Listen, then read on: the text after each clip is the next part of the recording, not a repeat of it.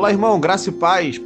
Eu vim hoje trazer à luz da Bíblia um ensinamento que é muito importante para nós, seres humanos, entendermos que existe sim um mundo espiritual e temos que ficar atentos e, como cristãos que somos, temos que entender que a nossa luta não é contra a carne.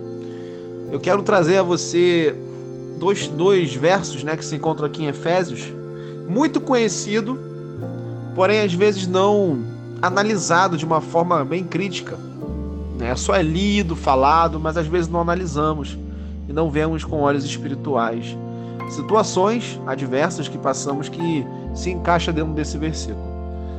Efésios capítulo 6, versículo aqui, eu vou ler o 10, o 11 e o 12. Vou ler esses 3 versos para a gente contextualizar aqui e entender o que Deus vai falar com a gente hoje. Diz assim: no demais, irmãos, fortalecei-vos no Senhor e na força do seu poder. Revesti-vos de toda a armadura de Deus, para que vocês possam estar firmes contra as astutas ciladas do diabo. Porque não temos que lutar contra a carne e contra a sangue, mas sim contra principados, contra potestades e contra os príncipes das trevas deste século, contra as hostes espirituais da maldade nos lugares celestiais. Então a gente compreende que devemos estar o tempo todo vigilantes, o tempo todo operando de uma forma que seja sempre espiritual. Através desse texto, entendemos que Paulo, primeiramente, ele vem falar aqui no começo, ele diz: fortalecei-vos no Senhor e na força do seu poder. Então devemos entender que a nossa fortaleza não está em nada que é secular, em nada que é material. E a nossa fortaleza se encontra nas coisas espirituais e principalmente no poder de Deus. Está no poder de Deus.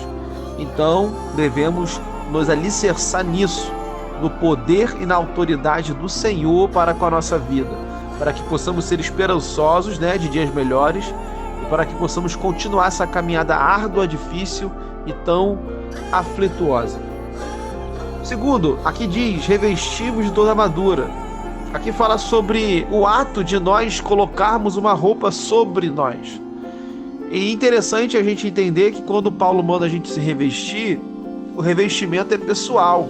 O revestimento não é coletivo, embora a igreja englobe o coletivo, mas o revestimento ele é pessoal.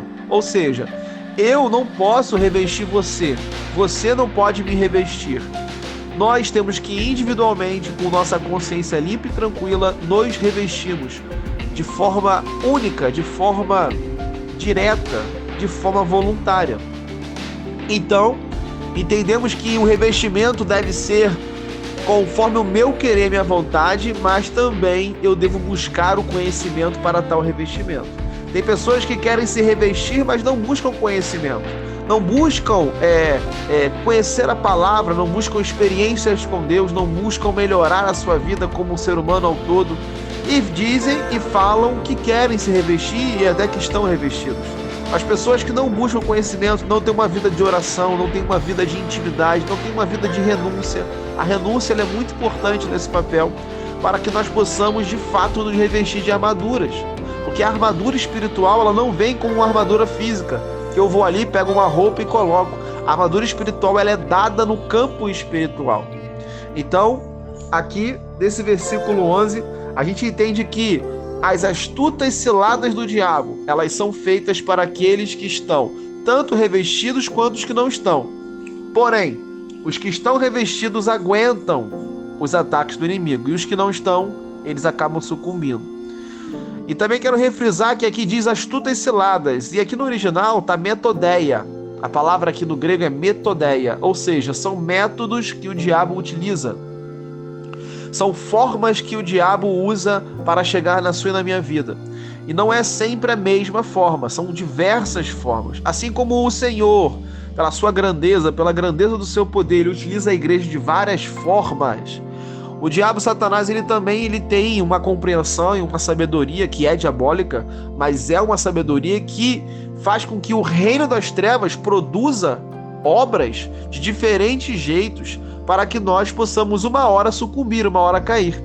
O foco do diabo não é Deus, porque o diabo não pode nada contra Deus, não existe, Deus, ele é incomparável.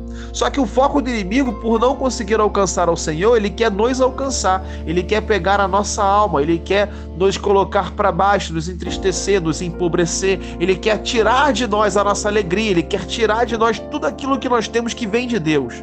Porque tudo que vem de Deus, irmão, é bom, é alegre, é gostoso, é poderoso, nos faz sentir melhor, nos dá autoestima, nos deixa grato, e o Satanás, ele quer roubar isso. Então, cuidado com tudo que está acontecendo à sua volta e vigie na parte espiritual. O versículo 13 diz, portanto, o versículo 12, diz assim, porque não temos que lutar contra carne e sangue, mas sim contra os principados, contra a potestade, contra as hostes do inferno. Ou seja, a sua luta não é contra um ser humano. Se algum ser humano se levantou para falar mal de você, para te afrontar, para te denegrir, ficou chateado com você por alguma situação e começou a falar o que não é, ou parou de falar com você, te magoou por alguma coisa, te afetou em alguma área da sua vida, irmão, escute isso que eu vou te falar, isso é libertador. As pessoas, elas são usadas, assim como eu agora, pela graça do Senhor, estou sendo usado por Deus para te alertar acerca disso. Hoje eu estou sendo usado por Deus, mas se eu não vigiar, eu tenho consciência disso, o diabo pode me usar. Efésios capítulo 4, verso 26, lá vai falar para não darmos lugar à ira. E embaixo também diz para não darmos lugar ao diabo. Então temos que vigiar constantemente para que a nossa vida não seja uma vida usada pelas forças do mal. E as pessoas que fazem coisas contra você, elas são usadas pelo inimigo. Então o meu conselho é, ore, declare, lute espiritualmente, faça um jejum, busque a intercessão, busque fazer aquilo que o Senhor quer que você faça. Não vá pela onda de ninguém, não escute pessoas que vão, se fosse eu faria isso, se fosse eu faria aquilo, se eu fosse do mundo, se eu fosse assim. Pare com isso, irmão. Lute espiritualmente, ore pela sua família, ore pelos seus, ore pela sua casa, ore pelo seu inimigo, porque até isso o Senhor Jesus mandou, orai pelos que vos amaldiçoam. Então a gente tem que orar, tem que abençoar, a gente tem que ajudar até os inimigos, se eles vierem precisar. Então, em nome de Jesus, que você possa entender essa palavra e receber para a sua vida e praticá-la, para que a palavra do Senhor se faça presente na sua vida, para que haja libertação, restauração, que haja cura e que haja mudança de vida na sua vida e em todos que te cercam. Amém? Você possa compartilhar esse áudio para que pessoas possam receber a mensagem do reino e que possamos juntos como igreja crescer na graça e no conhecimento de Deus. Deus abençoe poderosamente.